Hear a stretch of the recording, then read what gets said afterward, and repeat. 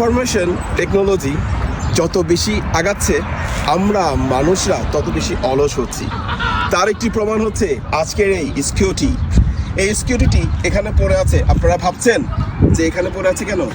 আসলে এই স্কিউটিটি পরিচালনা হচ্ছে একটি অ্যাপসের মাধ্যমে। ই-ফ্লাই অ্যাপসের নাম হচ্ছে ই-ফ্লাই। এই স্কিউটিটি এখানে পড়ে আছে অ্যাপসের মাধ্যমে। আপনি কন্ট্রাক্ট করে মিনিট হিসাবে বা পার আওয়ার হিসেবে আপনি এটাকে রেন্ট নিতে পারেন। দেখতে পাচ্ছেন এখানে কিন্তু কেউই নেই, জাস্ট স্ক্রিনটা পড়ে আছে। আপনি অ্যাপসের মাধ্যমে অ্যাপস আপনাকে বলে দেবে স্ক্রিনটা কোথায় পড়ে আছে। আপনি সেই লোকেশন মোতাবেক এসে স্ক্রিনটা নিয়ে আপনার টাইম রেকর্ড শুরু করে আপনি নিয়ে আপনি স্ক্রিনটি চালাবেন।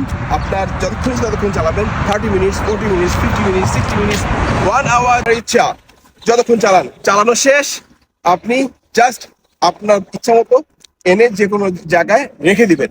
অ্যাপস খুঁজে নিবে ওই লোকেশনে ওই স্কুটিটি কোথায় রাখা আছে।